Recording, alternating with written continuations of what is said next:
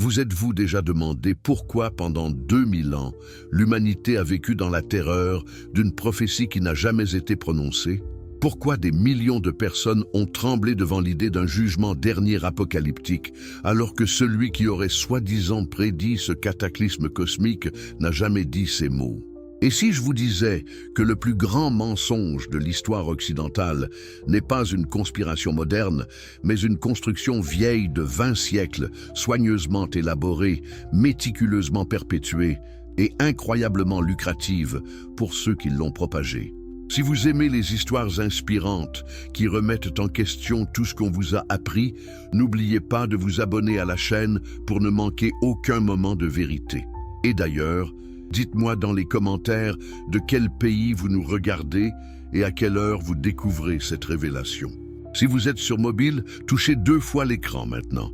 Cela aide énormément à faire découvrir cette vérité à plus de personnes.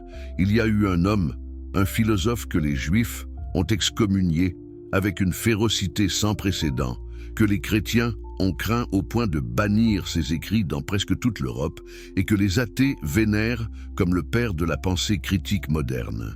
Cet homme s'appelait Baruch Spinoza, et ce qu'il a révélé sur la plus grande arnaque spirituelle de tous les temps va bouleverser tout ce que vous pensiez savoir sur la religion, le pouvoir et la manipulation des masses.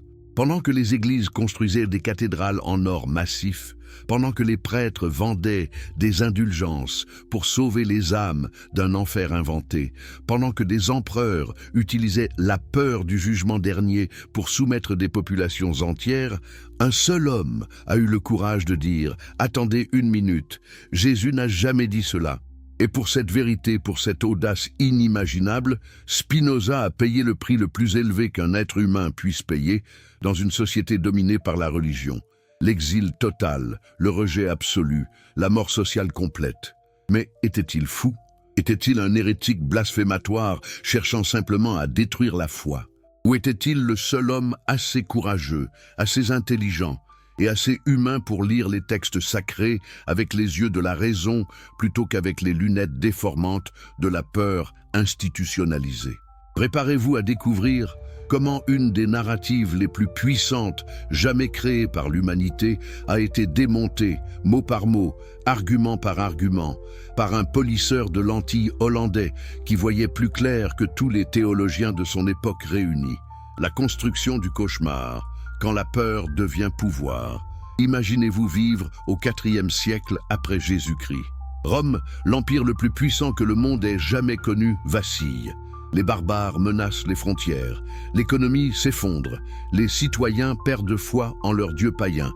Et dans ce chaos, une nouvelle religion émerge, une foi qui promet non seulement le salut éternel, mais aussi quelque chose de bien plus précieux pour un empire mourant, l'ordre social.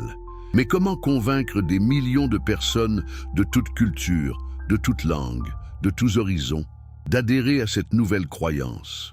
Comment transformer une secte juive marginale en religion d'État capable de contrôler les consciences?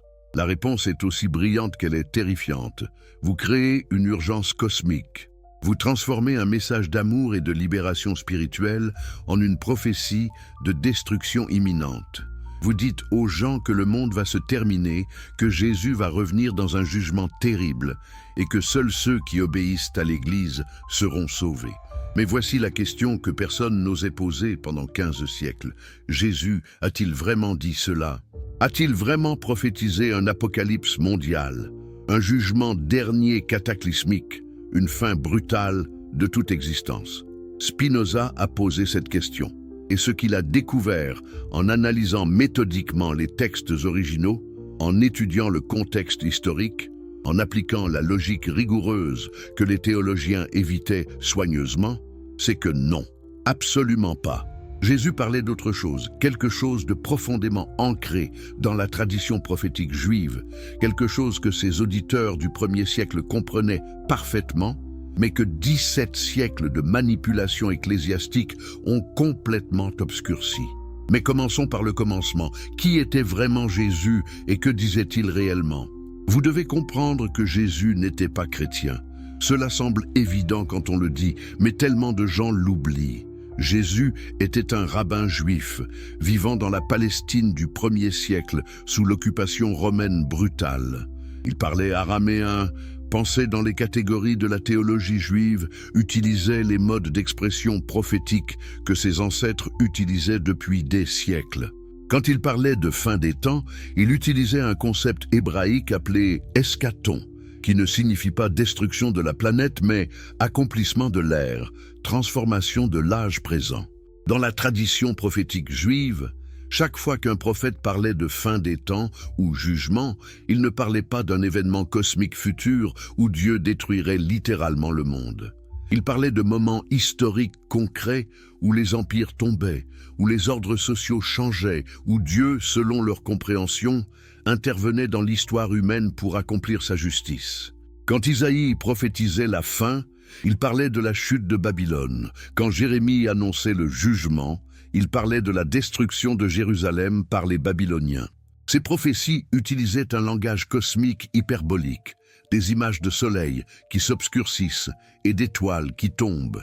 Mais leurs auditeurs comprenaient qu'il s'agissait de métaphores poétiques pour décrire des bouleversements politiques et sociaux. Alors quand Jésus, dans les évangiles, parle aux pharisiens et dit « Cette génération ne passera pas avant que toutes ces choses arrivent », de quoi parle-t-il? Quand il décrit la destruction du temple, quand il prophétise des tribulations pour Jérusalem, utilise-t-il le langage apocalyptique traditionnel juif pour parler d'un événement historique concret ou prédit-il vraiment la fin littérale du monde 2000 ans dans le futur? Spinoza a examiné chaque mot, chaque phrase, chaque contexte. Et sa conclusion était dévastatrice pour l'édifice théologique que l'Église avait construit.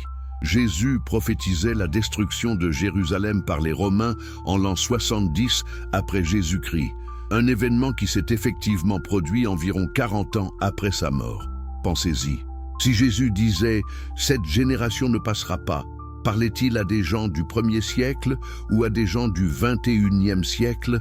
La logique la plus élémentaire suggère qu'il s'adressait à ses contemporains, leur avertissant d'une catastrophe imminente qui les concernait directement. Et cette catastrophe est arrivée exactement comme il l'avait prédit. En l'an 70, les légions romaines ont détruit Jérusalem, rasé le temple, massacré des centaines de milliers de Juifs et transformé la Judée en une terre de désolation. Pour les Juifs de l'époque, c'était littéralement la fin de leur monde, la fin de l'ordre du temple, la fin d'une ère. Voilà ce que Jésus prophétisait. Mais voici où l'histoire devient vraiment sombre. Pourquoi l'Église a-t-elle transformé cette prophétie historique spécifique en une menace cosmique universelle? Spinoza a identifié les mécanismes avec une précision chirurgicale. Premièrement, quand les évangiles ont été écrits après la destruction de Jérusalem, les auteurs, écrivant pour des audiences grecques et romaines qui ne comprenaient pas les nuances de la prophétie juive, ont commencé à universaliser le message. Deuxièmement, quand Paul de Tarse a transformé le mouvement de Jésus d'une secte de réforme juive en une religion universelle, il avait besoin d'une urgence qui transcendait les questions locales juives. Troisièmement, et c'est le plus important, quand l'Église est devenue une institution de pouvoir sous Constantin au IVe siècle, elle avait désespérément besoin d'un mécanisme de contrôle qui fonctionnerait à travers les siècles. Comprenez-vous ce qui s'est passé ici? Une prophétie qui s'est déjà accomplie a été délibérément transformée en une menace future éternelle. Pourquoi? Parce qu'une menace qui ne se réalise jamais est une menace qui peut être utilisée indéfiniment. Si Jésus avait simplement prophétisé un événement historique qui s'est produit en l'an 70, alors sa prophétie s'est accomplie et n'a plus de pouvoir de contrôle sur les générations futures. Mais si vous transformez cette prophétie en un retour imminent du Christ qui pourrait arriver à tout moment, alors vous créez une peur perpétuelle, une urgence éternelle, un besoin constant de l'Église comme intermédiaire du salut. Et les preuves de cette transformation sont partout dans les documents historiques que Spinoza a examinés. Les premiers chrétiens, ceux du 1er et 2e siècle, croyaient vraiment que Jésus reviendrait de leur vivant. Paul lui-même, dans ses lettres aux Thessaloniciens, parle comme si la seconde venue était imminente. comme si lui et ses lecteurs seraient encore vivants pour la voir. Mais génération après génération passait et Jésus ne revenait pas. Au IIIe siècle, les théologiens ont commencé à réinterpréter. Au IVe siècle, l'Église a officialisé une doctrine du retour futur indéterminé. Et ainsi est née la plus grande arnaque de l'histoire. Un apocalypse qui pourrait arriver n'importe quand, mais qui commodément n'arrive jamais. Spinoza a documenté comment cette transformation n'était pas accidentelle mais stratégique. Regardez les conciles de l'Église, particulièrement le concile de Nicée en 325 après Jésus-Christ. Constantin, le premier empereur romain chrétien, n'était pas soudainement devenu un croyant pieux. Il était un stratège politique brillant qui voyait dans le christianisme un outil d'unification pour son empire fracturé. Mais pour que cet outil fonctionne, il fallait standardiser la doctrine, éliminer les interprétations dissidentes et créer une version du christianisme qui servirait les intérêts impériaux. Et quelle meilleure façon de contrôler les masses qu'en les terrorisant avec la perspective d'un jugement éternel? Si vous pouvez convaincre les gens que leurs âmes immortelles sont en danger, que seule l'obéissance à l'Église peut les sauver de la damnation éternelle, alors vous avez créé le système de contrôle le plus puissant jamais conçu. Vous n'avez même pas besoin d'armée pour imposer l'ordre. Les gens se polissent eux-mêmes, se conforment eux-mêmes, se soumettent eux-mêmes, tout cela par peur de ce qui pourrait arriver après la mort. Spinoza a observé que ce système était génial dans sa cruauté. Contrairement aux menaces terrestres qui peuvent être vérifiées ou réfutées, une menace éternelle dans l'au-delà ne peut jamais être prouvée ou démentie. Comment réfutez-vous l'existence de l'enfer? Comment prouvez-vous qu'il n'y aura pas de jugement dernier? Vous ne pouvez pas, et c'est précisément pourquoi c'est une arme si parfaite. Elle est immunisée contre la vérification empirique tout en restant psychologiquement dévastatrice. Les documents historiques que Spinoza a étudiés révèlent l'ampleur cynique de cette manipulation. Les lettres entre évêques discutent ouvertement de comment utiliser la peur de l'enfer pour augmenter les dons. Les actes des conciles montrent des débats sur quelles doctrines seraient les plus efficaces pour maintenir le contrôle social. Les sermons préservés des pères de l'Église sont remplis de descriptions graphiques de tortures éternelles, conçues non pas pour éduquer, mais pour terroriser. Et le commerce qui s'est développé autour de cette peur était absolument obscène. Les indulgences, où l'Église vendait littéralement le pardon des péchés et la réduction du temps au purgatoire, ont généré des richesses inimaginables. Des paysans affamés donnaient leurs dernières pièces pour acheter la promesse que leurs proches morts ne brûleraient pas aussi longtemps en enfer. Des nobles terrifiés léguaient des fortunes entières à l'Église pour assurer le salut de leurs âmes. Des cathédrales couvertes d'or ont été construites avec l'argent extorqué à des personnes qui tremblaient de peur devant un jugement que Jésus n'avait jamais promis. Spinoza a calculé, avec la précision d'un mathématicien, combien de richesses l'Église avait accumulées grâce à cette industrie de la peur. Les chiffres étaient stupéfiants. Au XVIe siècle, quand Martin Luther a finalement protesté contre les indulgences, l'Église catholique était probablement l'institution la plus riche de l'histoire humaine, possédant plus de terres que n'importe quel royaume, thésaurisant plus d'or que n'importe quel trésor royal, contrôlant plus de vies que n'importe quel empire. Et tout cela était fondé sur une prophétie que Jésus n'avait jamais faite. Mais Spinoza ne s'est pas contenté de critiquer. Il a fourni des preuves documentaires. Il a montré comment les traductions de la Bible avaient systématiquement mal traduit des termes clés pour amplifier le sens apocalyptique. Le mot grec « aion », qui signifie « ère » ou « âge », a été traduit par « monde ». Le terme « eschaton », qui signifie « accomplissement », a été traduit par « fin ». Ces distorsions n'étaient pas des erreurs innocentes de traducteurs incompétents. Elles étaient des choix délibérés, faits par des théologiens qui savaient exactement ce qu'ils faisaient. Spinoza a comparé les textes grecs originaux avec les traductions latines de la Vulgate de Jérôme, puis avec les traductions vernaculaires qui en ont découlé. À chaque étape, le message devenait plus apocalyptique, plus terrifiant, plus orienté vers le contrôle. Des passages qui, dans le grec original, parlaient de transformation spirituelle personnelle sont devenus, dans les traductions latines, des menaces de catastrophes cosmiques. Des métaphores poétiques sont devenues des descriptions littérales de tourments éternels. Et quand Spinoza a publié ses découvertes dans son Tractatus Theologico-Politicus en 1670, la réaction a été explosive. Les rabbins juifs l'ont déclaré hérétique. Les théologiens chrétiens ont exigé que son livre soit brûlé. Les autorités politiques l'ont banni dans presque tous les pays européens. Pourquoi une telle panique ? Parce que Spinoza avait touché le nerf le plus sensible de l'establishment religieux. Il avait révélé que l'empereur était nu, que la plus grande source de pouvoir de l'Église était fondée sur une falsification. Pensez à l'audace de cet homme. Dans un monde où remettre en question l'Église pouvait vous coûter la vie, où l'Inquisition brûlait encore les hérétiques, où le simple fait de lire certains livres pouvait vous condamner, Spinoza a publiquement, méthodiquement, démoli le fondement théologique du pouvoir ecclésiastique. Et il l'a fait non pas avec la violence ou la révolution, mais avec la plus dangereuse de toutes les armes. La raison, la dissection textuelle, quand la logique rencontre le sacré. Mais comment exactement Spinoza a-t-il procédé pour démanteler une tradition de 16 siècles? Quelle méthodologie a-t-il utilisée pour affronter les textes que des milliards de personnes considéraient comme la parole infaillible de Dieu? La réponse réside dans une approche révolutionnaire qui allait essentiellement créer la science moderne de l'exégèse biblique. Lire la Bible exactement comme on lirait n'importe quel autre texte ancien, sans présupposés surnaturels, sans préjugés théologiques, simplement avec les outils de l'analyse historique, linguistique et logique. Imaginez le scandale que cela représentait.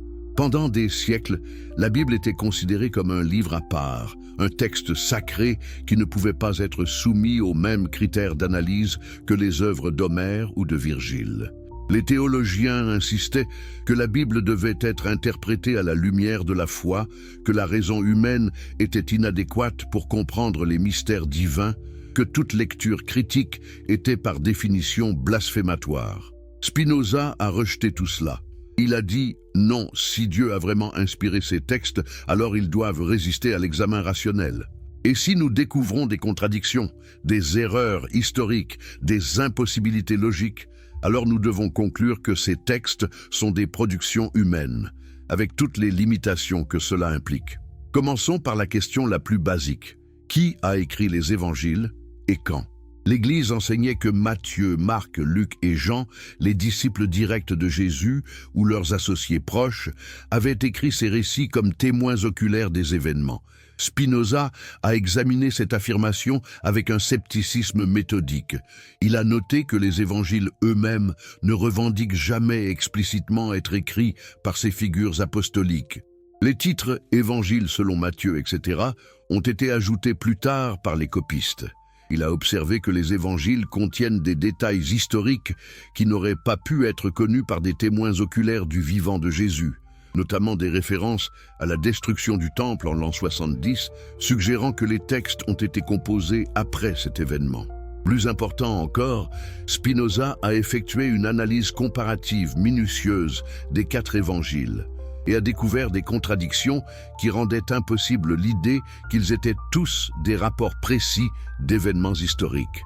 Par exemple, les généalogies de Jésus dans Matthieu et Luc sont complètement différentes. Les récits de la naissance dans ces 2 évangiles contiennent des détails inconciliables. Les descriptions de la résurrection dans les 4 évangiles se contredisent sur des points cruciaux. Qui est allé au tombeau? Quand? Ce qu'ils ont trouvé? À qui Jésus est apparu en premier? Ces contradictions ne sont pas des détails mineurs. Elles révèlent que les évangiles ne sont pas des documents d'actualité, mais des compositions théologiques créées des décennies après les événements qu'ils décrivent, chacune avec son propre agenda théologique spécifique. Cette réalisation était fondamentale pour l'argument de Spinoza sur l'Apocalypse. Si les évangiles sont des compositions théologiques plutôt que des transcriptions précises des paroles de Jésus, alors nous devons les lire en tenant compte des motivations de leurs auteurs. Matthieu, écrivant pour une audience juive dans les années 80-90 après Jésus-Christ, avait besoin de présenter Jésus comme l'accomplissement des prophéties messianiques juives. Luc, écrivant pour une audience gentile, voulait universaliser le message et le rendre pertinent pour le monde romain. Jean, écrivant peut-être aussi tard que l'encens, était engagé dans des débats théologiques sophistiqués avec d'autres mouvements chrétiens et gnostiques. Chacun de ces auteurs a pris les traditions orales sur Jésus et les a façonnées selon ses besoins théologiques spécifiques. Quand Matthieu fait dire à Jésus certaines choses sur le jugement et le royaume, nous devons nous demander, Jésus a-t-il vraiment dit cela exactement comme c'est rapporté? Ou Matthieu met-il dans la bouche de Jésus des paroles qui reflètent les préoccupations de la communauté chrétienne des années 80? Spinoza a conclu que dans de nombreux cas, c'était clairement la seconde option. Prenons l'exemple le plus crucial, le discours apocalyptique dans Matthieu 24, Marc 13 et Luc 21. Dans ces passages, Jésus est dépeint prédisant la destruction du temple, suivi de tribulations cosmiques, et finalement son retour dans les nuées avec grande puissance et gloire. L'Église a traditionnellement lu cela comme une prophétie en deux parties. La première partie, destruction du temple, s'est accomplie en l'an 70, mais la seconde partie, le retour glorieux, reste dans le futur. Spinoza a démoli cette lecture avec une logique implacable. Premièrement, il a souligné que Jésus, dans tous ses passages, dit explicitement « Cette génération ne passera pas avant que toutes ces choses arrivent ». Pas de certaines de ces choses, mais toutes ces choses. Si Jésus voulait dire que le retour glorieux arriverait 2000 ans plus tard, pourquoi dire « cette génération » ? Les apologistes chrétiens ont torturé ce mot de toutes les façons imaginables, suggérant que « génération » pourrait signifier race juive ou l'humanité en général. Mais Spinoza a montré que dans chaque autre usage du mot dans les évangiles, il signifie clairement les gens actuellement vivants. Deuxièmement, Spinoza a contextualisé le langage apocalyptique en le comparant avec la littérature prophétique juive contemporaine. Dans les écrits juifs du 1er siècle, notamment dans les textes apocalyptiques comme le livre d'Enoch ou l'Apocalypse de Baruch, le langage cosmique hyperbolique était une convention littéraire standard pour décrire des bouleversements politiques et sociaux. Quand les prophètes juifs parlaient du soleil qui s'obscurcit et de la lune qui ne donne plus sa lumière, leurs auditeurs comprenaient qu'il s'agissait de métaphores poétiques pour la chute des royaumes et des empires. Pourquoi lire les paroles de Jésus différemment? Troisièmement, et c'est l'argument le plus dévastateur, Spinoza a montré que si vous lisez tout le discours apocalyptique comme se référant à un seul événement, la destruction de Jérusalem en l'an 70, tout devient cohérent. Jésus avertit ses disciples de fuir quand ils voient l'abomination de la désolation, une référence claire aux armées romaines profanant le temple. Il leur dit que cette génération verra une tribulation sans précédent. Le siège de Jérusalem a effectivement été d'une brutalité horrifiante, avec des estimations de plus d'1 million de morts. Il décrit le Fils de l'homme venant dans les nuées, une image tirée de Daniel 7, qui dans son contexte original, ne parle pas d'une descente physique du ciel, mais d'une montée vers Dieu, symbolisant la vindication et l'exaltation du peuple de Dieu après une période de persécution. En d'autres termes, Jésus utilisait le langage apocalyptique traditionnel juif pour décrire comment, après la destruction catastrophique de Jérusalem, son mouvement serait vindiqué et exalté. Et c'est exactement ce qui s'est passé. Après l'an 70, le judaïsme rabbinique du temple était mort, mais le christianisme a survécu et s'est répandu à travers l'Empire romain. Du point de vue des premiers chrétiens, c'était la vindication de Jésus, sa venue en puissance et gloire. Mais cette lecture détruisait complètement l'apocalypse future de l'Église. Si tout ce que Jésus prophétisait s'est déjà accompli, alors il n'y a pas de retour futur à attendre, il n'y a pas de jugement dernier imminent, il n'y a pas de raison de vivre dans la peur constante. Et surtout, il n'y a pas de besoin de l'Église comme gardienne des clés du royaume éternel. Vous comprenez maintenant pourquoi les autorités religieuses voulaient brûler les livres de Spinoza et, si possible, Spinoza lui-même. Mais Spinoza n'a pas arrêté là. Il est allé plus loin en examinant comment cette fausse interprétation apocalyptique a été systématiquement promue à travers les siècles. Il a étudié les écrits des pères de l'Église, de Justin Martyr à Augustin, et a documenté comment chaque génération, confrontée au fait embarrassant que Jésus n'était pas revenu, a trouvé de nouvelles façons de réinterpréter la prophétie. Au IIe siècle, quand il devenait clair que la génération apostolique était morte sans voir le retour, les théologiens ont commencé à spiritualiser le langage. Au IIIe siècle, ils ont développé des doctrines complexes sur les temps des gentils et les mystères de Dieu qui permettaient des délais indéfinis. Au IVe siècle, après que Constantin ait fait du christianisme la religion d'État, l'Église a soudainement décidé que peut-être le royaume était déjà venu dans la forme de l'Église elle-même. Chaque ajustement, chaque réinterprétation servait le même but, maintenir la peur apocalyptique tout en reportant indéfiniment son accomplissement. C'est ce que Spinoza appelait la malhonnêteté herméneutique, l'art de faire dire au texte ce dont on a besoin qu'il dise plutôt que ce qu'il dise réellement. Et il a montré, avec des exemples précis de sermons, de lettres pastorales et de documents conciliaires, comment cette malhonnêteté était consciente et délibérée. Considérez les erreurs de traduction que Spinoza a cataloguées. Le mot grec aionios, dérivé de aion, âge, a été systématiquement traduit comme éternel dans les contextes punitifs, mais comme d'un âge dans d'autres contextes. Pourquoi ? Parce que tourment éternel est plus terrifiant et donc plus utile pour le contrôle que tourment de l'âge à venir. Le terme Gehenna, une référence à la vallée de Hinnom près de Jérusalem où les déchets étaient brûlés, a été transformé en enfer, un royaume cosmique de torture éternelle. Le concept de Hadès, simplement le royaume des morts dans la pensée grecque, est devenu confondu avec Gehenna pour créer une image encore plus terrifiante de l'au-delà. Ces transformations n'étaient pas des accidents. Spinoza a retrouvé des lettres entre traducteurs de la Bible, discutant explicitement de la nécessité de rendre certains passages plus effrayants pour encourager la piété. Il a trouvé des notes marginales dans des manuscrits anciens où les copistes débattaient de quelle version d'un verset serait plus édifiante pour les croyants, code transparent pour quelle version les effraierait le plus. Et puis, il y a le livre de l'Apocalypse, ce texte bizarre et hallucinant qui a causé plus de confusion, de peur et de mauvaises interprétations que peut-être n'importe quel autre document de l'histoire humaine. Spinoza a abordé l'Apocalypse avec le même scepticisme méthodique. Il a noté que même dans l'Église primitive, il y avait une énorme controverse sur si ce livre devrait être inclus dans le canon biblique.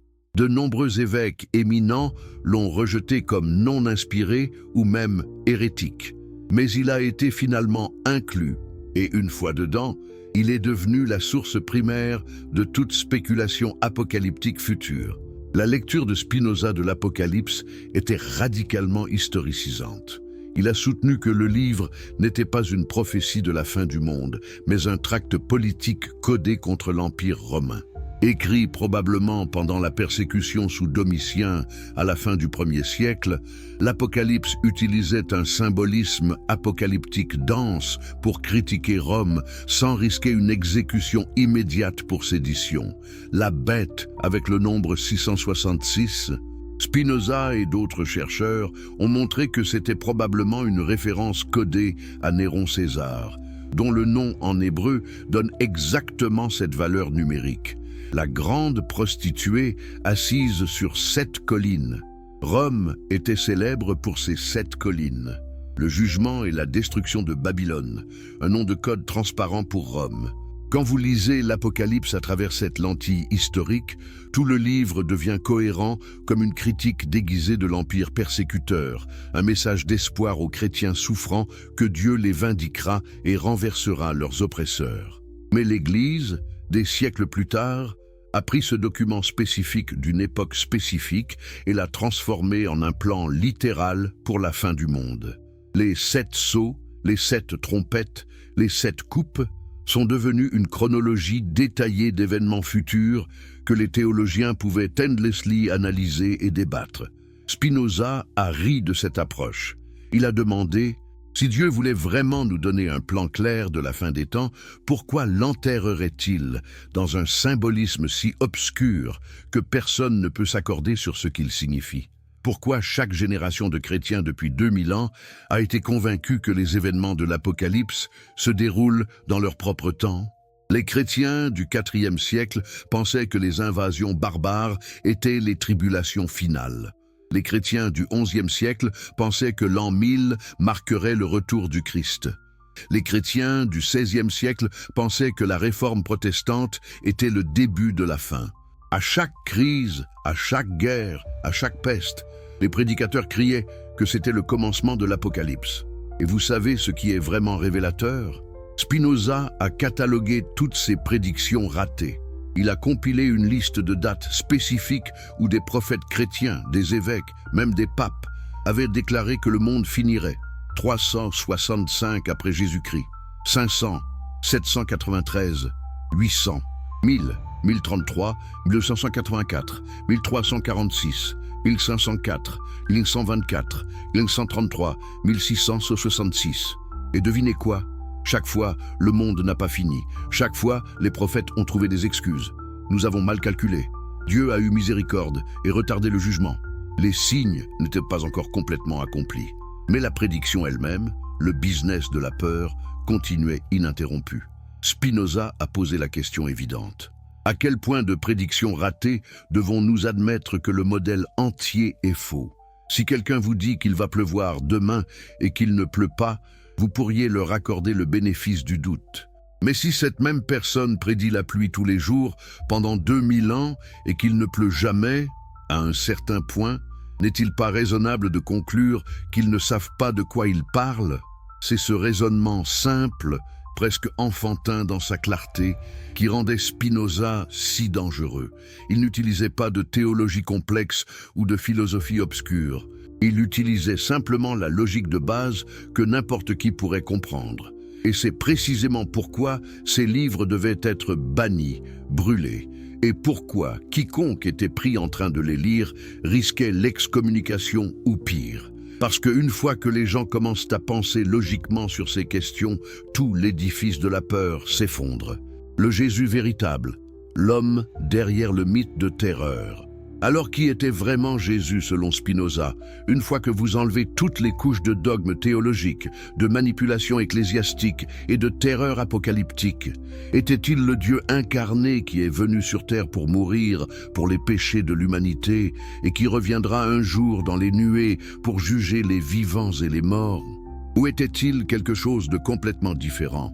Quelque chose que l'Église a trouvé trop dangereux, trop subversif, trop humain, pour permettre au monde de le voir. Spinoza a entrepris de reconstruire le Jésus historique en utilisant les mêmes méthodes qu'un historien utiliserait pour étudier n'importe quelle figure ancienne. Il a commencé par écarter toutes les affirmations surnaturelles comme historiquement invérifiables et théologiquement inutiles. Que reste-t-il? Un rabbin juif charismatique du 1er siècle qui a prêché un message d'amour radical, de justice sociale et de proximité directe avec Dieu sans besoin d'intermédiaires sacerdotaux. Un homme qui a défié l'establishment religieux de son temps, qui a critiqué les pharisiens pour leur légalisme hypocrite, qui a chassé les marchands du temple, qui a mangé avec les pécheurs et les marginaux, qui a enseigné que le royaume de Dieu n'est pas une réalité future distante, mais une transformation présente du cœur et de la société. En d'autres termes, Jésus était un révolutionnaire spirituel qui menaçait les structures de pouvoir existantes, non pas avec une armée, mais avec un message d'amour et de libération. Et comment les autorités répondent-elles toujours aux révolutionnaires? Elles les tuent. Jésus a été crucifié non pas parce que Dieu avait besoin d'un sacrifice sanglant pour apaiser sa colère contre le péché humain, cette interprétation est venue plus tard, mais parce qu'il était une menace politique pour l'establishment religieux juif et l'occupation romaine. Mais voici l'ironie cruelle que Spinoza a identifiée. Le mouvement qui a émergé au nom de Jésus est devenu exactement le type d'institution autoritaire, hiérarchique et oppressive que Jésus lui-même avait combattu. Jésus a dit: Les derniers seront les premiers et les premiers seront les derniers, prêchant une inversion radicale des hiérarchies sociales. L'Église a créé une des hiérarchies les plus rigides de l'histoire humaine, avec le pape au sommet et les fidèles ordinaires au bas. Jésus a dit « Appelez personne sur terre votre Père, car vous n'avez qu'un seul Père qui est aux cieux », rejetant les titres religieux et l'autorité religieuse. L'Église a créé toute une classe de pères saints et de saints-pères et de papes, qui signifie littéralement père. Jésus a enseigné que la proximité avec Dieu est disponible pour tous directement. L'Église a créé tout un système de sacrements, de prêtres médiateurs, d'intercession de saints, construisant des couches et des couches d'intermédiaires entre l'individu et le divin. Jésus a prêché la pauvreté volontaire et s'est moqué de ceux qui thésaurisent des richesses terrestres. L'Église est devenue l'institution la plus riche du monde, possédant des palais ornés d'or pendant que les fidèles mouraient de faim. La liste des trahisons continue et Spinoza les a toutes documentées avec une précision dévastatrice. Mais la plus grande trahison, celle qui touche au cœur de notre sujet, est la transformation du message de Jésus d'amour et de libération en un message de peur et de contrôle. Jésus a enseigné « Ne craignez pas ceux qui peuvent tuer le corps, mais ne peuvent pas tuer l'âme ». L'Église a enseigné aux gens à vivre dans la terreur constante de la damnation éternelle. Jésus a dit « Mon joug est facile et mon fardeau est léger ». L'Église a chargé les consciences des fidèles avec des fardeaux impossibles de culpabilité, de péché et de peur. Spinoza a souligné une contradiction fondamentale au cœur du christianisme institutionnel. Comment une religion fondée par un homme qui a prêché l'amour inconditionnel est-elle devenue obsédée par la punition éternelle? Comment un mouvement qui a commencé avec la proclamation des bonnes nouvelles s'est-il transformé en terreur apocalyptique? La réponse, encore une fois, est le pouvoir et le contrôle. Un message d'amour inconditionnel et de libération spirituelle est dangereux pour les structures de pouvoir. Il responsabilise les individus. Il érode l'autorité institutionnelle. Il menace l'ordre établi. Mais un message de peur, de jugement et de damnation possible, celui-là est incroyablement utile pour le contrôle. Il crée une dépendance psychologique à l'égard de l'institution qui peut offrir le salut. Il justifie l'obéissance aveugle et la conformité. Il permet à l'Église de jouer sur les peurs les plus profondes de l'humanité, la peur de la mort, de la souffrance éternelle, de la séparation de Dieu et de les utiliser comme levier de contrôle social. Spinoza a été particulièrement cinglant dans sa critique de comment l'Église a déformé l'enseignement de Jésus sur l'amour. Jésus a enseigné l'amour des ennemis, le pardon des offenses, la miséricorde sans limite. Mais l'Église a prêché un Dieu qui torture éternellement ceux qui ne croient pas correctement. Jésus a raconté des paraboles sur un berger qui laisse 99 moutons pour chercher le seul perdu, sur un père qui court pour embrasser son fils prodigue avant même que le fils puisse s'excuser. Mais l'Église a enseigné un Dieu qui jette la majorité de l'humanité dans le feu éternel pour le crime de ne pas avoir accepté des doctrines théologiques spécifiques qu'elles n'ont même jamais eu l'opportunité d'entendre. La question déchirante que Spinoza a posée était « Quel type de Dieu enseignerait « Aimez vos ennemis » mais ne le ferait pas lui-même » Quel type de père dirait à ses enfants de pardonner 70 fois 7 fois, mais refuserait lui-même de pardonner après une seule vie de péché? La contradiction était si flagrante que seuls des siècles de conditionnement théologique pouvaient faire en sorte que les gens ne la voient pas. Et puis il y a le Jésus des évangiles lui-même, pas le Christ cosmique des credos ecclésiastiques, mais l'homme réel qui marche dans les pages de Matthieu, Marc, Luc et Jean. Quand vous lisez ces récits avec des yeux frais, sans les présupposés de 2000 ans de dogmes, qui voyez-vous? Vous voyez un homme qui passe son temps avec les marginaux, les pécheurs, les prostituées, les collecteurs d'impôts, tous ceux que la société religieuse rejette. Vous voyez quelqu'un qui critique constamment les autorités religieuses, qui les appelle serpents et tombeaux blanchis, qui les accuse d'hypocrisie et de dureté de cœur. Vous voyez un enseignant qui refuse de condamner la femme prise en adultère, qui touche les lépreux impurs, qui guérit le jour du sabbat malgré les interdictions religieuses, qui valorise la compassion au-dessus de la loi rituelle. Vous voyez quelqu'un dont le message central répété encore et encore est simple. Aimez Dieu, aimez votre prochain, c'est toute la loi et les prophètes. Spinoza a demandé: où dans cet enseignement voyez-vous un système élaboré de sacrifices expiatoires, de doctrines trinitaires complexes, de hiérarchies ecclésiastiques, de sacrements obligatoires, d'anathèmes et d'excommunication, d'inquisition et de bûchers pour hérétiques? Où Jésus établit-il une église institutionnelle avec un pape et des cardinaux et des évêques? Où promet-il de torturer éternellement ceux qui ne le suivent pas? Nulle part. Absolument nulle part. Alors d'où vient tout cela? Spinoza a tracé le développement étape par étape. Cela commence avec Paul, qui n'a jamais rencontré le Jésus historique, mais qui a eu ce qu'il prétend être une vision du Christ ressuscité. Paul transforme le mouvement de Jésus d'une secte de réforme juive en une religion universelle. Pour ce faire, il crée une théologie du Christ cosmique, du sacrifice expiatoire, du salut par la foi plutôt que par les œuvres. C'est Paul, pas Jésus, qui introduit l'idée que la mort de Jésus était un paiement pour le péché humain. C'est Paul qui crée la dichotomie entre le salut et la damnation basée sur la croyance correcte. Ensuite viennent les pères de l'Église qui développent davantage ces idées, ajoutant des couches de spéculation théologique. Origène au IIIe siècle développe des doctrines élaborées sur l'au-delà. Augustin au Ve siècle crée la doctrine du péché originel et de la prédestination, enseignant que tous les humains naissent coupables et méritant la damnation, et que seuls quelques élus seront sauvés. Thomas d'Aquin au XIIIe siècle construit des systèmes philosophiques massifs pour rationaliser et défendre ces doctrines. À chaque étape, le fossé se creuse entre le simple enseignement de Jésus et les élaborations théologiques de l'Église.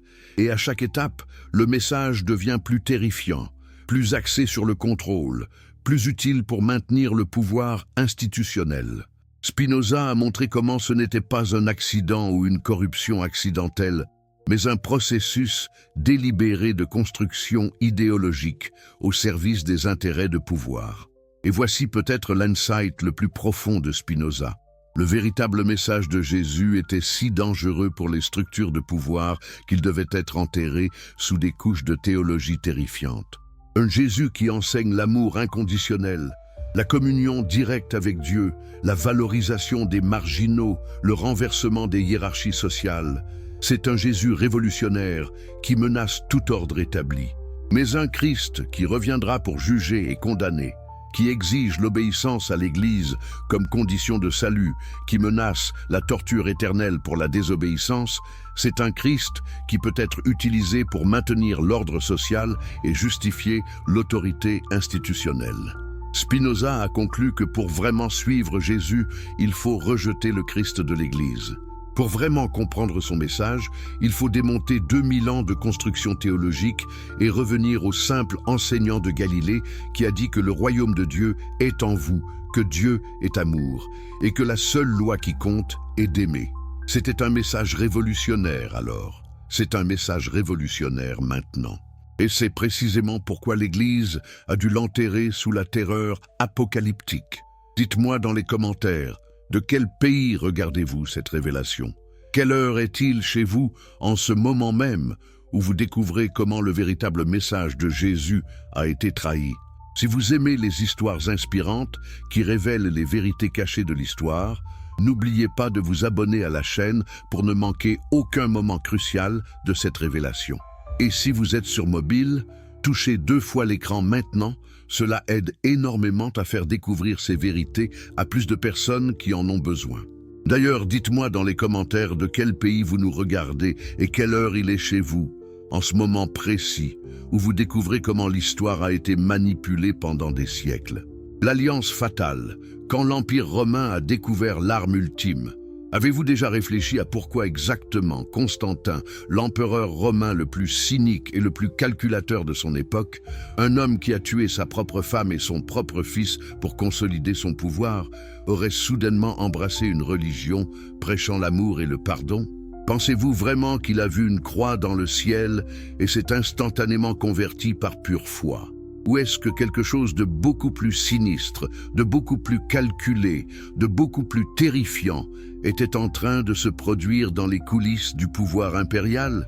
L'an 312 après Jésus-Christ, l'Empire romain vacillait au bord de l'effondrement total. 4 empereurs différents se disputaient le trône dans une guerre civile sanglante. L'économie s'écroulait sous le poids de l'inflation galopante et des impôts écrasants. Les frontières se désintégraient sous la pression constante des tribus barbares. Les citoyens perdaient foi dans les anciens dieux qui avaient prétendument fait la grandeur de Rome.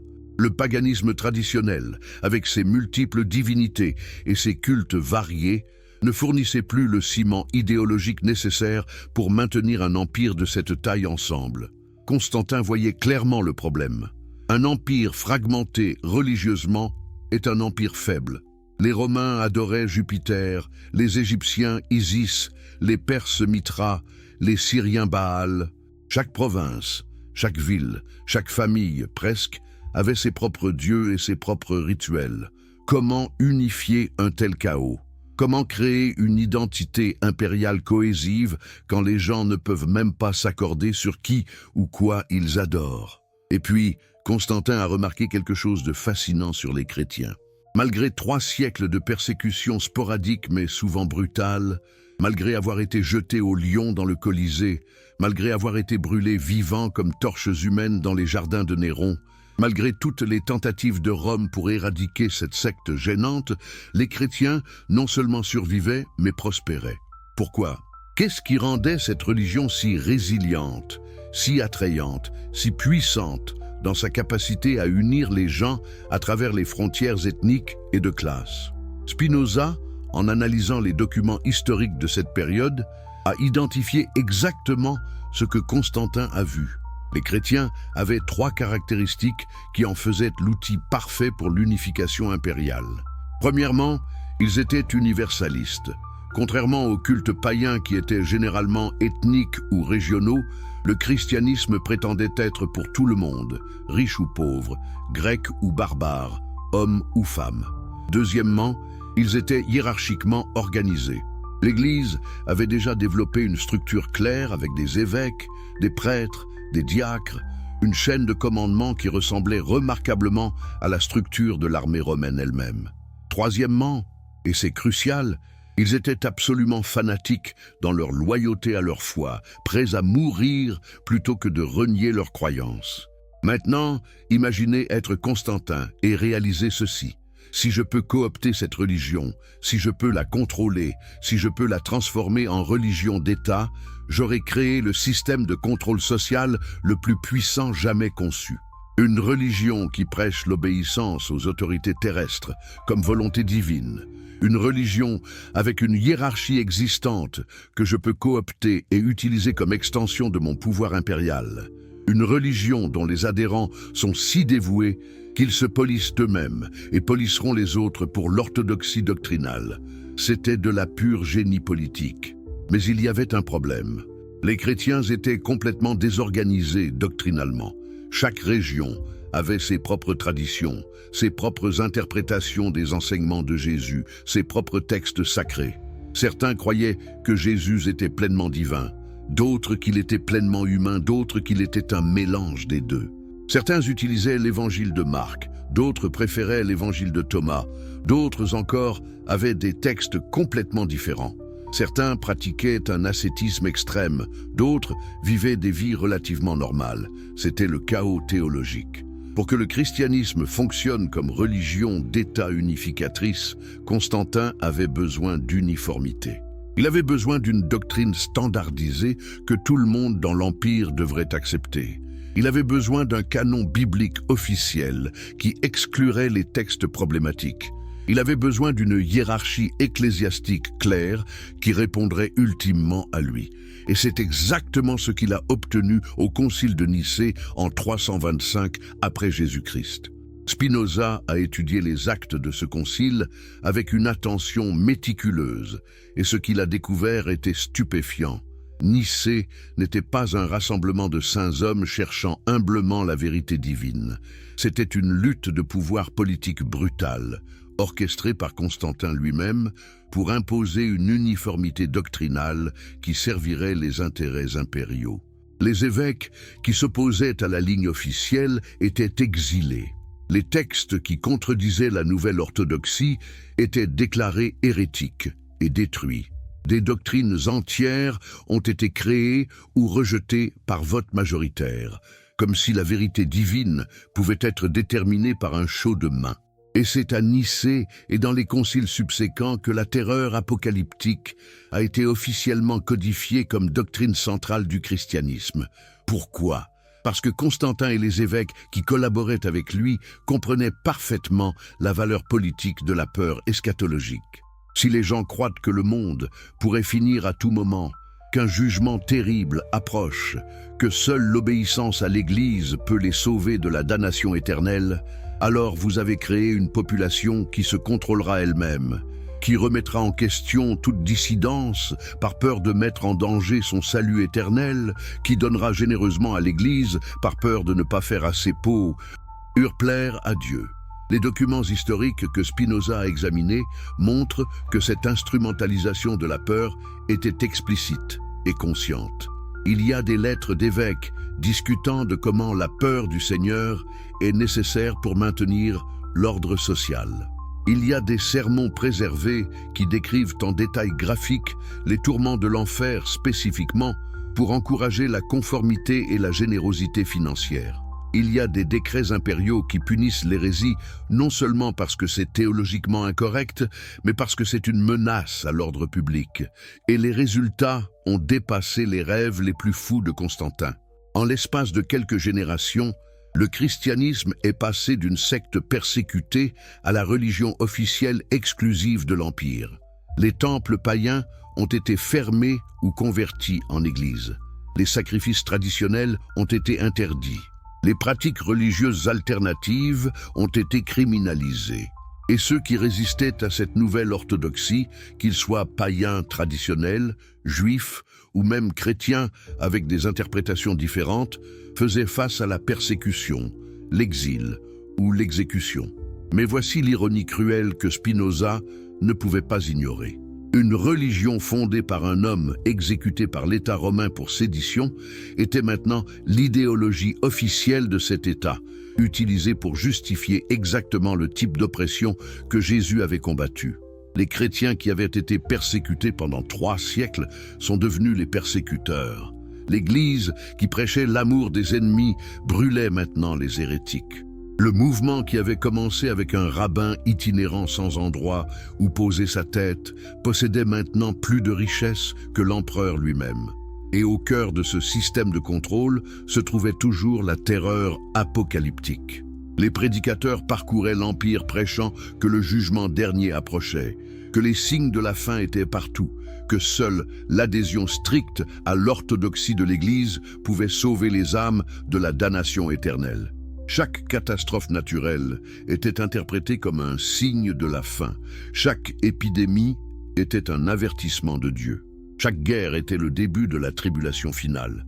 Et à chaque fois, les fidèles terrifiés se tournaient vers l'Église pour le salut, donnant leur argent, leur loyauté, leur volonté même. Cette méthode de contrôle était si efficace qu'elle a persisté pendant plus de 1000 ans pratiquement inchangée. L'Empire romain d'Occident est tombé au 5e siècle, mais l'Église catholique romaine a survécu et a prospéré. En fait, on pourrait argumenter que l'Église est devenue le véritable héritier de Rome, conservant sa langue latine, sa structure hiérarchique, son universalisme impérial et même son titre Pontifex Maximus pour le pape. Les siècles qui ont suivi, que nous appelons maintenant le Moyen Âge ou les âges sombures, ont été l'apogée du contrôle par la terreur religieuse.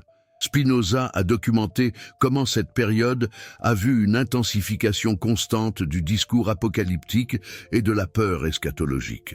À l'approche de l'an 1000, des prêcheurs à travers l'Europe proclamaient que c'était certainement la fin. Des paysans abandonnaient leurs fermes, convaincus que cultiver des récoltes était inutile, puisque le Christ reviendrait avant la récolte. Des nobles donnaient leurs terres à l'Église pour assurer leur salut. Des mouvements millénaristes émergeaient, promettant que le royaume de Dieu était imminent. Quand l'an 1000 est passé sans apocalypse, y a-t-il eu une réévaluation collective? Une reconnaissance que peut-être ces prédictions étaient fausses? Absolument pas. Les théologiens ont simplement recalculé. Peut-être que c'était 1033, 1000 ans après la crucifixion de Jésus. Quand cette date est aussi passée sans incident, ils ont trouvé d'autres dates, d'autres interprétations, d'autres signes. Le business de la peur continuait ininterrompu.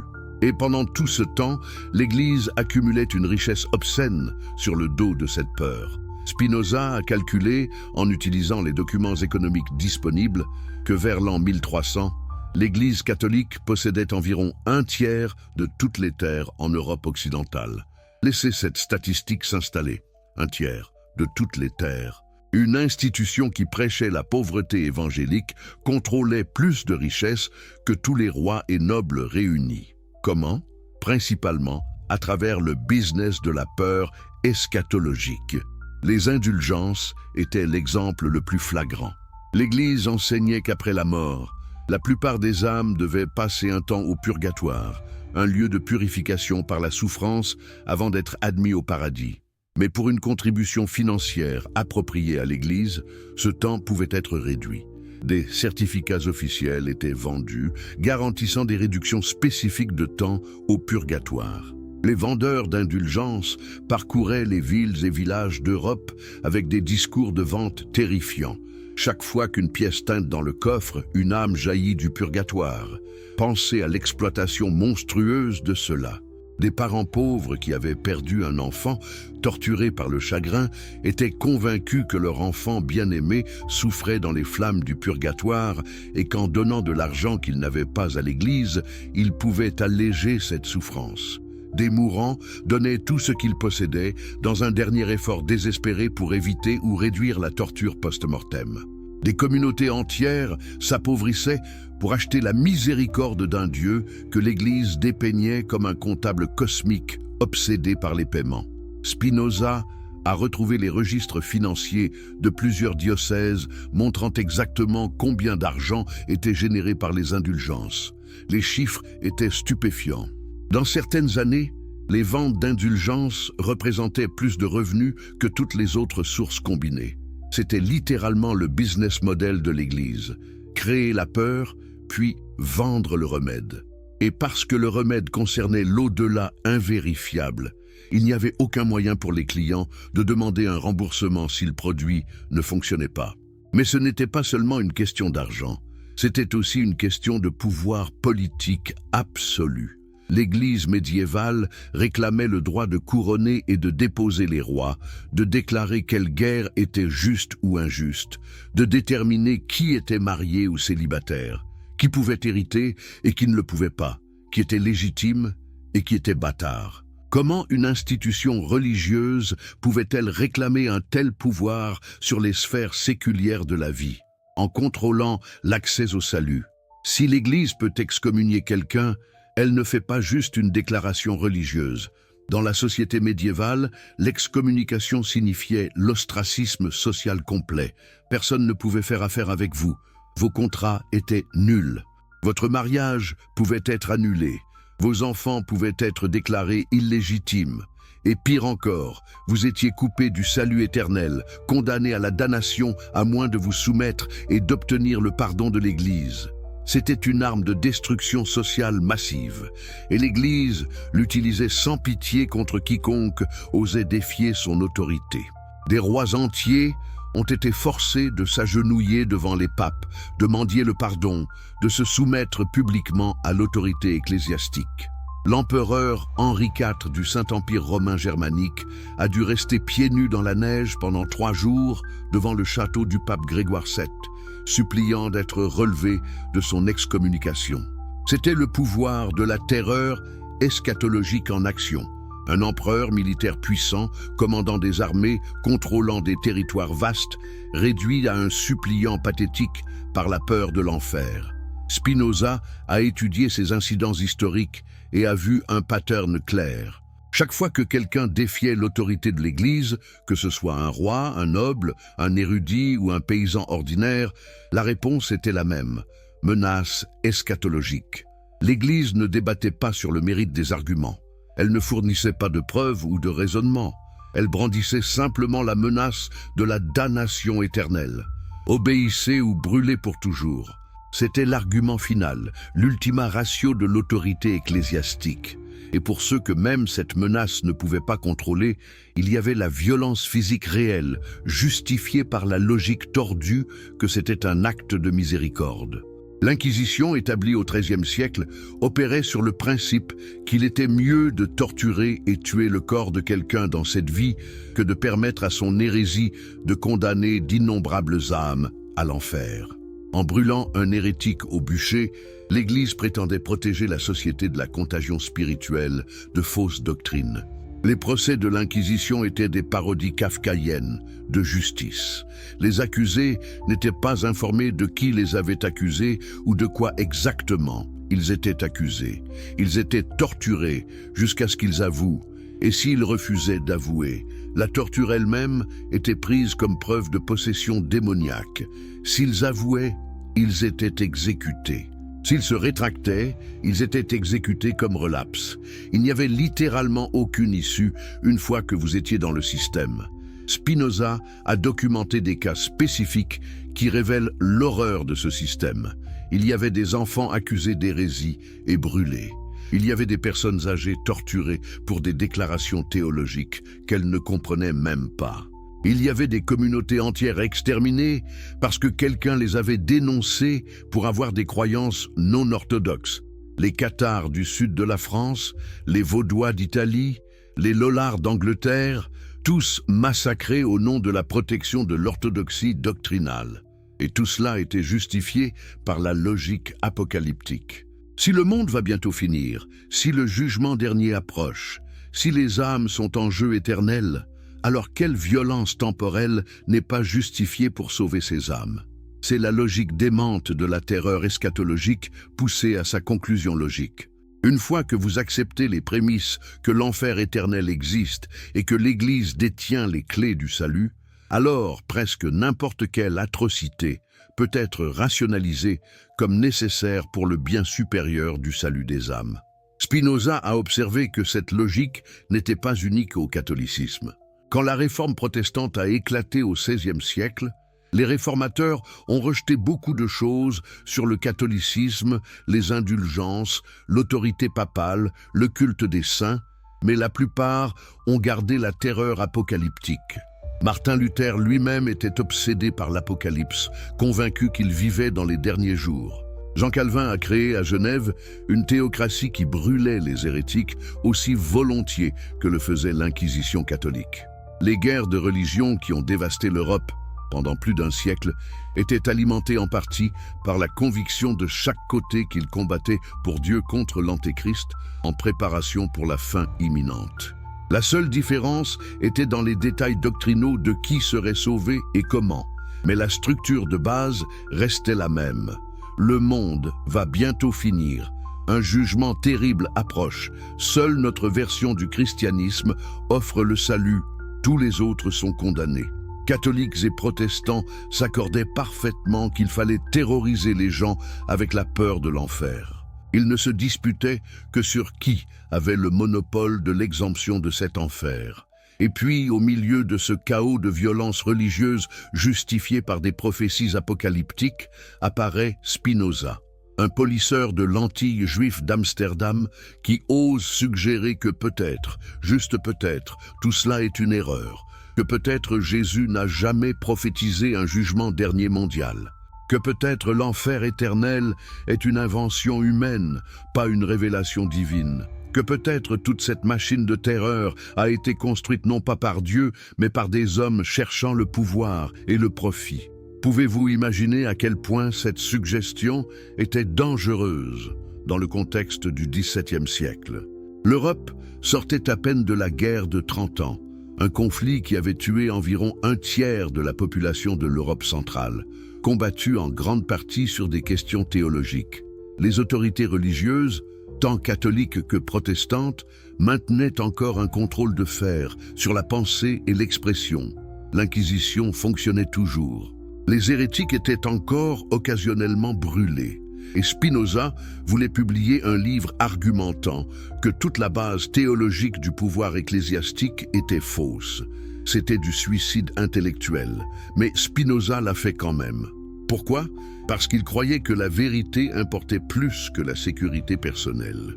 Parce qu'il voyait les dommages psychologiques et sociaux causés par des siècles de terreur eschatologique et voulait y mettre fin. Parce qu'il pensait que l'humanité méritait de vivre sans la peur constante de la damnation éternelle. Parce qu'il était fondamentalement un homme de compassion qui ne pouvait pas rester silencieux face à ce qu'il voyait comme la plus grande injustice de l'histoire humaine, la bombe philosophique. Quand un livre a ébranlé les fondations du pouvoir, alors comment exactement Spinoza a-t-il procédé pour démolir 16 siècles de dogmes établis? Quelle arme a-t-il utilisée contre le plus puissant establishment religieux de l'histoire? La réponse est à la fois simple et profondément révolutionnaire. La raison, pure, implacable, méthodique raison appliquée aux questions religieuses que la plupart des gens considéraient comme au-delà de la raison. En 1670, Spinoza publie le Tractatus Theologico-Politicus, un titre en latin qui masquait à peine le contenu explosif à l'intérieur. Le livre prétendait être un traité sur la relation entre la religion et l'État, mais c'était réellement une attaque frontale complète contre les fondements du pouvoir religieux institutionnel. Et au cœur de cette attaque se trouvait une démolition systématique de l'autorité de la Bible, et particulièrement de l'interprétation apocalyptique qui avait terrorisé l'Europe pendant des siècles. Dès les premières pages, Spinoza établissait un principe révolutionnaire. La Bible doit être lue comme n'importe quel autre texte ancien, en utilisant les mêmes méthodes d'analyse historique et linguistique. Pas de présupposés surnaturels, pas d'exégèse allégorique torturée pour faire dire au texte ce que vous voulez qu'il dise. Juste une lecture directe, rationnelle, contextuelle. Cela semble évident pour nous maintenant, habitués que nous sommes à l'analyse biblique critique. Mais en 1670, c'était un blasphème révolutionnaire. Spinoza commençait par examiner la question de l'auteur. Qui a écrit les livres de la Bible et quand? L'orthodoxie enseignait que Moïse avait écrit les 5 premiers livres, que David avait écrit tous les psaumes, que Salomon avait écrit l'Ecclésiaste et le Cantique des Cantiques. Spinoza démolissait méthodiquement chacune de ces attributions. Il montrait que les 5 premiers livres contiennent des anachronismes qui rendent impossible qu'ils aient été écrits par Moïse. Par exemple, des références à des lieux et des noms qui n'existaient pas à l'époque de Moïse, et même un récit de la mort de Moïse lui-même. Il argumentait que ces livres étaient des compilations de multiples sources, écrites et éditées sur des siècles, reflétant les besoins théologiques et politiques de différentes époques. Pourquoi était-ce important pour la question apocalyptique? Parce que si les textes sacrés ne sont pas des révélations directes de Dieu, mais des produits humains reflétant des contextes historiques spécifiques, alors leurs prédictions ne sont pas des prophéties divines infaillibles, mais des spéculations humaines faillibles. Les prophéties apocalyptiques, dans Daniel, dans Ézéchiel, dans l'Apocalypse, devaient être comprises non comme des plans divins pour la fin du monde, mais comme des commentaires politiques codés sur les événements de leur propre temps. Spinoza procédait ensuite à une analyse détaillée de la nature de la prophétie elle-même. Qu'est-ce qu'un prophète dans la tradition biblique? L'Église enseignait que les prophètes recevaient des révélations directes de Dieu sur l'avenir. Spinoza argumentait que c'était une incompréhension fondamentale.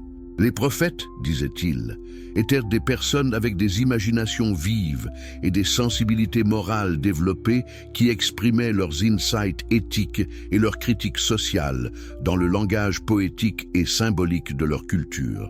Ils n'avaient pas de connaissances surnaturelles du futur. Ils étaient des commentateurs sociaux, des critiques moraux, des poètes inspirés, mais pas des voyants avec accès à un plan divin caché. Cette réinterprétation éliminait d'un coup toute la base de l'autorité prophétique apocalyptique. Si les prophètes n'avaient pas réellement de connaissance du futur, alors leurs déclarations sur les fins des temps ne sont pas des prédictions à réaliser, mais des expressions métaphoriques de leurs espoirs et craintes pour leur propre société. Quand Ésaïe parle d'un nouveau ciel et d'une nouvelle terre, il exprime poétiquement son désir de justice sociale et de renouveau spirituel, pas une prophétie littérale sur la destruction et la recréation cosmique. Spinoza appliquait alors cette méthode spécifiquement au texte du Nouveau Testament. Il analysait minutieusement les passages apocalyptiques dans les évangiles et dans les lettres de Paul, montrant comment ils reflétaient les attentes eschatologiques immédiates des premiers chrétiens, des attentes qui étaient clairement fausses puisque le monde n'avait pas fini quand ils pensaient qu'il le ferait. Il documentait comment Paul, dans ses premières lettres, écrivait clairement en s'attendant à ce que le retour du Christ arrive de son vivant, et comment les lettres ultérieures montrent un ajustement progressif quand cette attente n'était pas réalisée. Mais l'argument le plus dévastateur de Spinoza concernait la cohérence interne, ou plutôt l'incohérence, des prophéties apocalyptiques. Si ces prédictions venaient réellement de Dieu, elles devraient être claires et cohérentes. Au lieu de cela, elles sont obscures et contradictoires. Chaque génération de chrétiens a interprété les mêmes passages comme se référant à leur propre temps. Les symboles sont si ambigus qu'ils peuvent être appliqués à presque n'importe quelle situation historique. Cela ne ressemble pas à la communication divine, mais à la vague projection humaine. Spinoza posait une question dévastatrice. Si Dieu voulait vraiment que nous connaissions le plan pour la fin du monde, pourquoi le cacherait-il dans un symbolisme si obscur que des milliers d'années d'érudition théologique n'ont pas pu le déchiffrer de manière définitive? Ne serait-il pas plus logique, si Dieu est omniscient et bienveillant, qu'il communique clairement plutôt qu'obscurément? Le fait même que les prophéties apocalyptiques sont si ambiguës suggère qu'elles ne sont pas des communications divines, mais des productions humaines, avec toute l'ambiguïté et la confusion que cela implique. La réaction au Tractatus fut explosive. Les autorités religieuses, tant protestantes que catholiques, le condamnèrent immédiatement.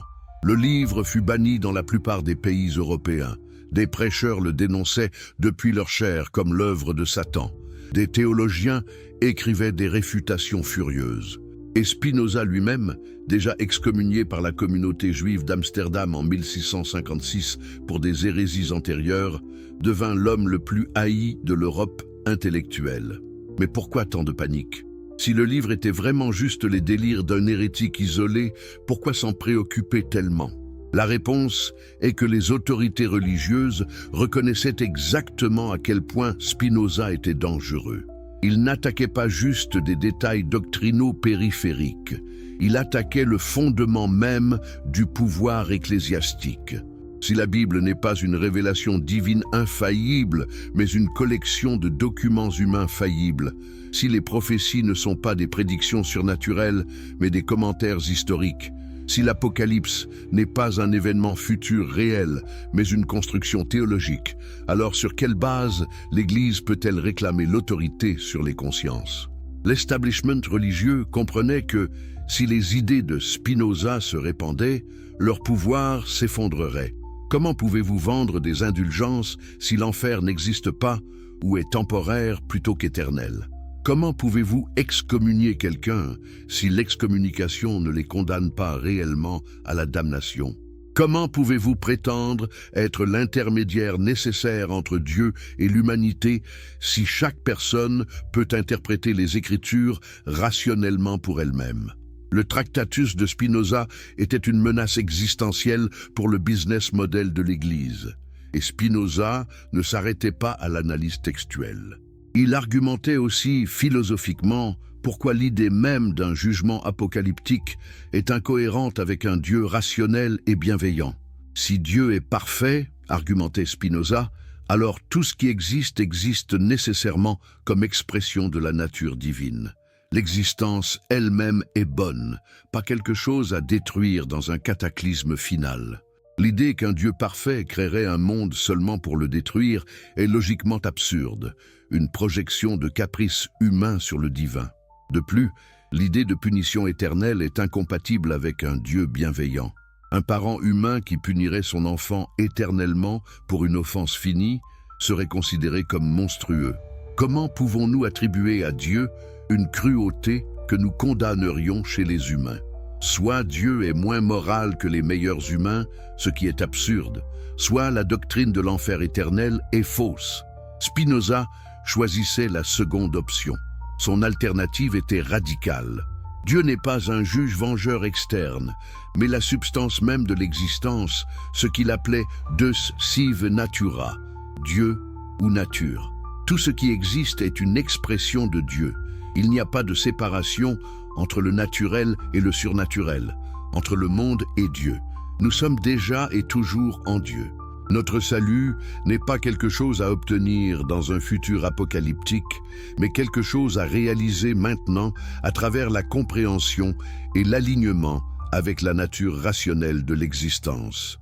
Cette vision éliminait complètement le besoin de la terreur eschatologique.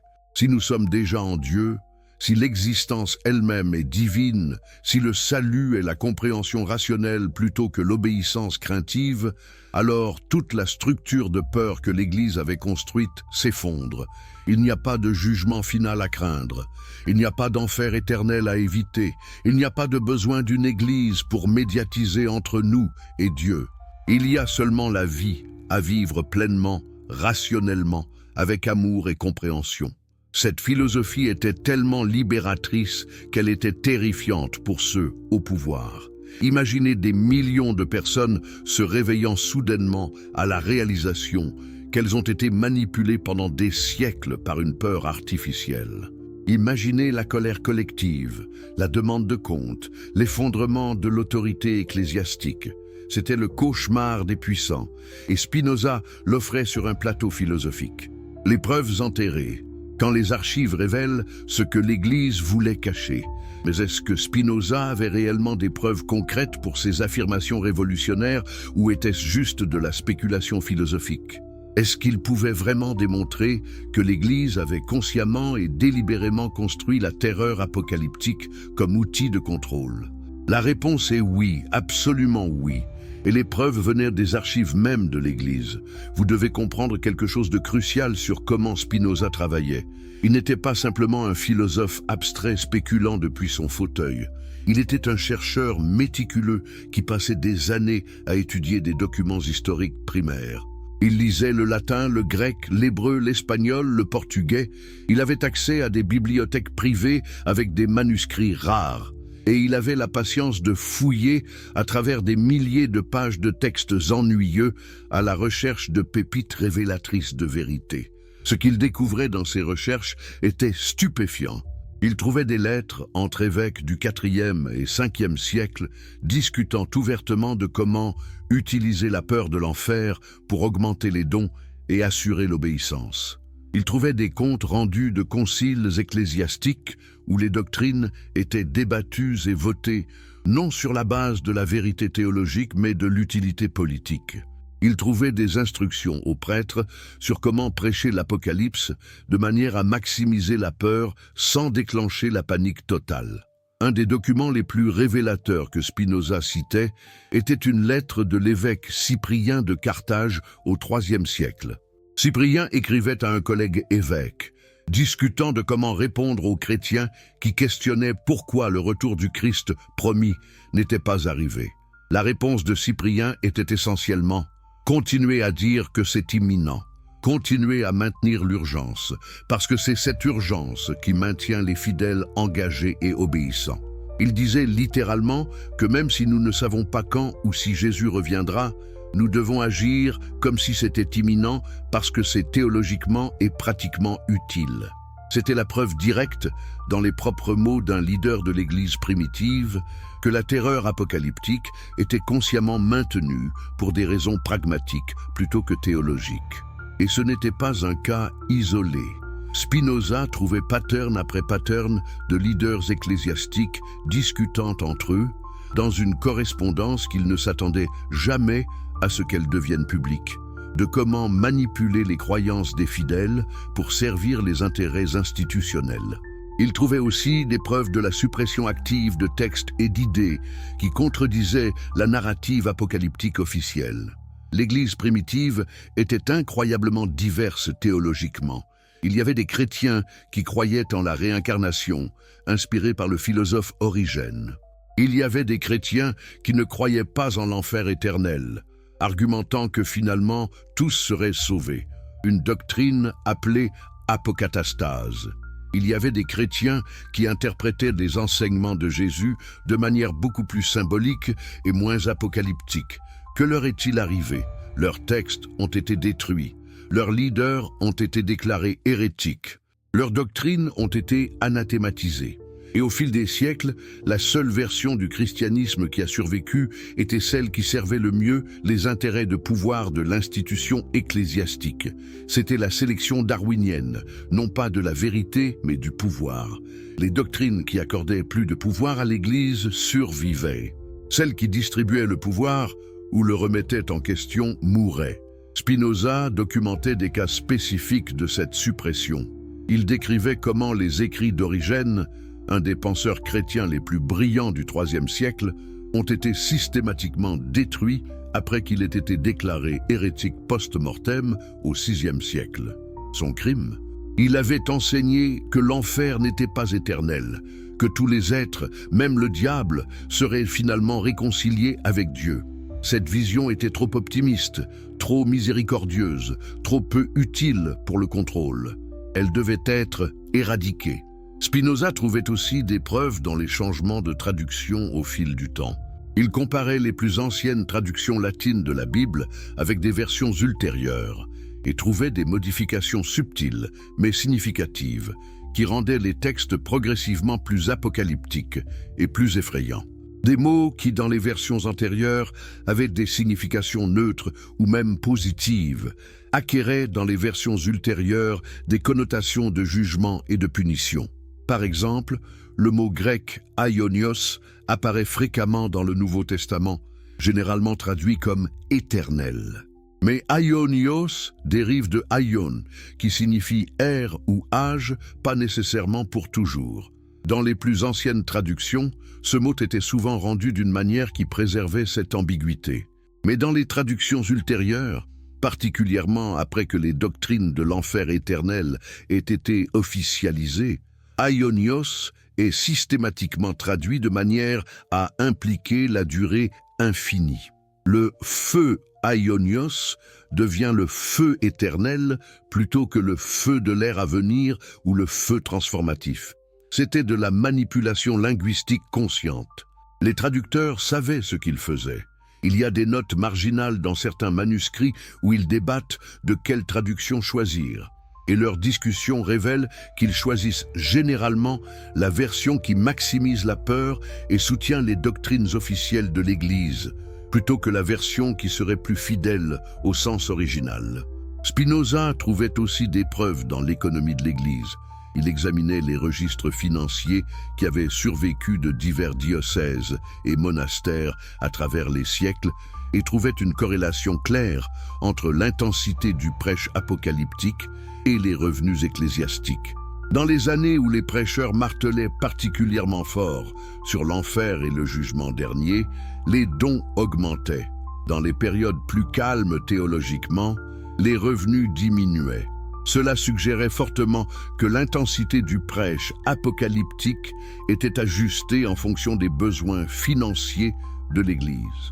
Besoin de financer une nouvelle cathédrale? Lancer une campagne de peur sur le jugement imminent? Besoin de payer pour une croisade? Prêcher que ne pas soutenir la guerre sainte garantit la damnation.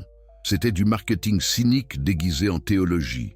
Un des exemples les plus flagrants que Spinoza documentait était la construction de la basilique Saint-Pierre à Rome au début du XVIe siècle. Le projet était incroyablement coûteux, mettant à rude épreuve même les ressources massives de l'Église. Comment ont-ils financé? En grande partie à travers une campagne intensive de vente d'indulgences orchestrée par le dominicain Johannes Tetzel, qui parcourait l'Allemagne avec un pitch de vente terrifiant sur les tourments du purgatoire.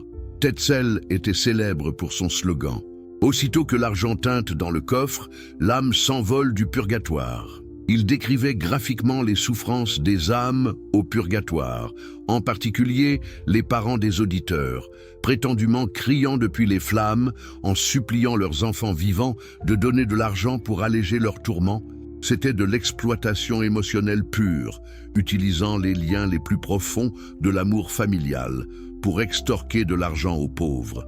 Et cela a fonctionné spectaculairement. Tetzel collectait des sommes énormes. Des communautés entières s'appauvissaient pour acheter ces certificats de pardon. Et tout cela pour financer une basilique ornée qui symboliserait la gloire et le pouvoir de l'Église romaine. C'était un exemple parfait de comment la terreur eschatologique était consciemment et cyniquement exploitée pour des gains financiers et politiques. Ironiquement, c'était aussi ce qui a finalement déclenché la réforme protestante. Martin Luther, en voyant l'opération de Tetzel, était tellement révolté qu'il a écrit ses 95 thèses, les clouant à la porte de l'église de Wittenberg en 1517, déclenchant le mouvement qui allait diviser le christianisme européen. Mais comme Spinoza notait, Luther lui-même gardait la terreur eschatologique. Il rejetait les indulgences, mais pas l'enfer. Il rejetait l'autorité papale, mais pas l'Apocalypse. La structure de base de la peur restait intacte. Spinoza trouvait aussi des preuves dans les procès-verbaux de l'Inquisition. Ces documents, préservés dans les archives ecclésiastiques, révélaient les vraies motivations derrière la persécution de l'hérésie. Oui, il y avait une préoccupation sincère pour l'orthodoxie doctrinale de certains inquisiteurs, mais les documents révélaient aussi des motivations beaucoup plus mondaines. La confiscation des biens des hérétiques condamnés, l'élimination des rivaux politiques, le maintien du contrôle social dans les régions turbulentes.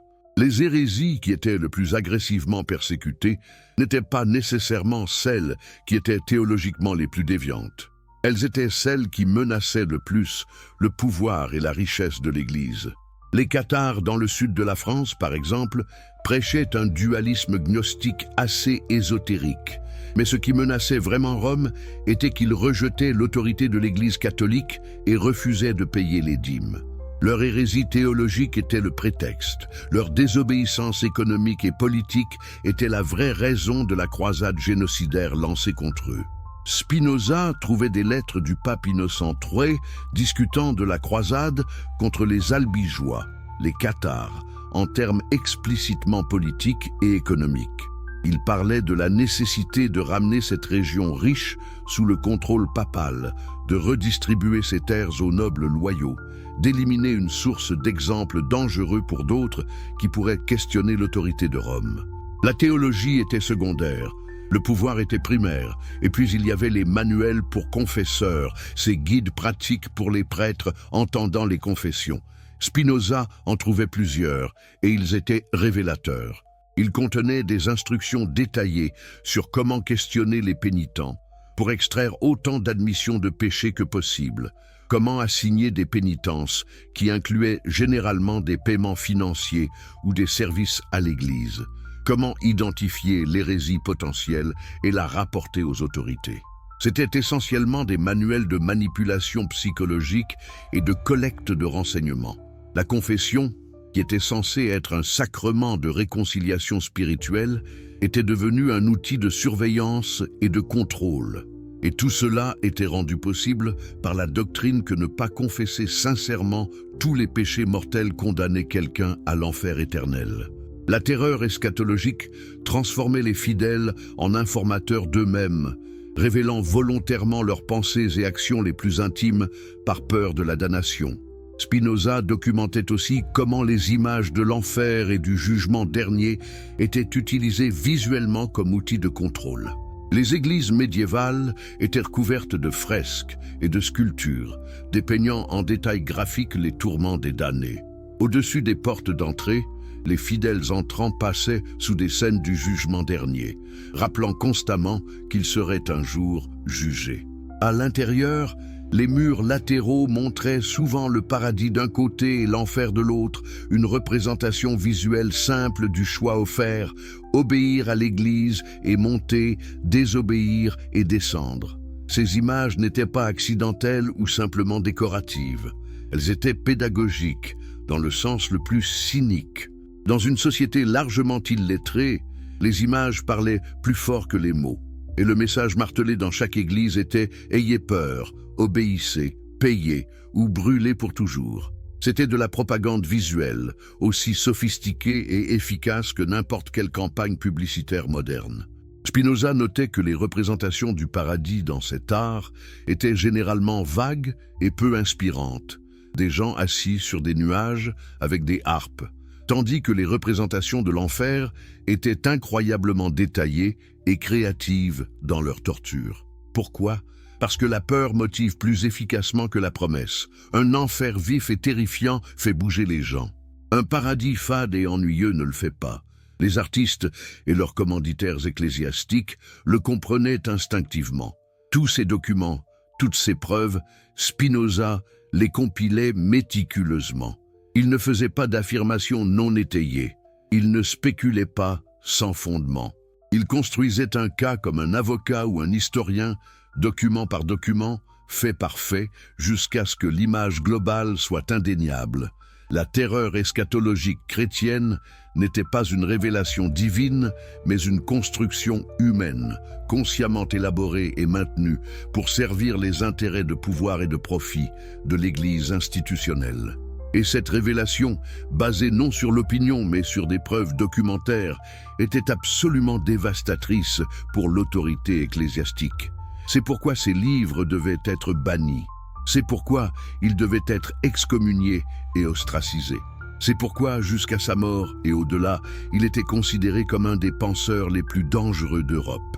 Parce qu'il ne faisait pas juste critiquer, il prouvait, et la preuve, une fois vue, ne peut être ignorée. Alors maintenant que vous savez tout cela, maintenant que vous avez vu les preuves, maintenant que vous comprenez comment la plus grande terreur de la civilisation occidentale a été consciemment fabriquée, la question est, qu'allez-vous faire de cette connaissance? Allez-vous continuer à vivre dans la peur d'un apocalypse qui n'arrivera jamais? Ou allez-vous, comme Spinoza, choisir la liberté que donne la vérité? Si vous appréciez les récits qui éveillent les consciences et révèlent les vérités historiques cachées, abonnez-vous à la chaîne pour ne manquer aucune révélation cruciale. Dites-moi dans les commentaires de quel pays vous regardez cette vidéo et quelle heure il est chez vous en ce moment même. Si vous êtes sur mobile, touchez 2 fois l'écran maintenant. Cela fait une énorme différence pour permettre à plus de personnes de découvrir ces vérités essentielles. L'écho éternel de la terreur, comment le mensonge survit au XXIe siècle. Pensez-vous vraiment que nous avons dépassé cette manipulation médiévale?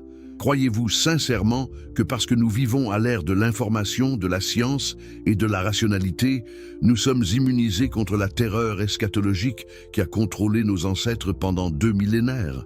Si vous pensez cela, permettez-moi de vous montrer à quel point vous vous trompez dangereusement. La terreur apocalyptique n'a pas disparu. Elle a simplement évolué, muté, trouvé de nouveaux vêtements pour le monde moderne.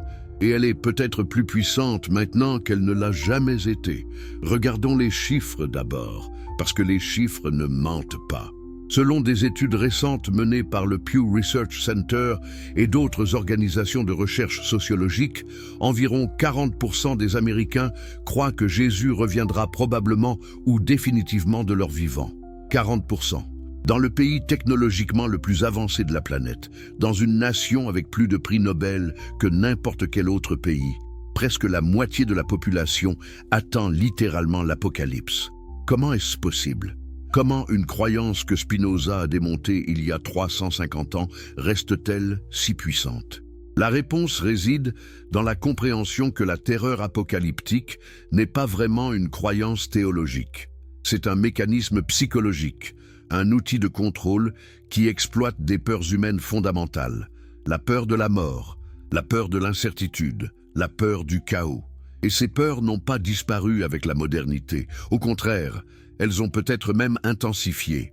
Le monde moderne est plus complexe, plus interconnecté, plus imprévisible que jamais.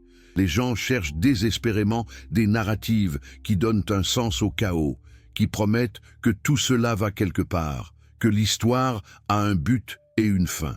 Et c'est là qu'intervient la nouvelle génération de prophètes apocalyptiques. Ils ne portent plus nécessairement des robes de prêtres. Ils sont pasteurs de méga-églises, télévangélistes avec des empires médiatiques, auteurs de best-sellers prophétiques. Ils parlent le langage moderne, utilisent la technologie moderne, mais vendent exactement le même produit que leurs prédécesseurs médiévaux.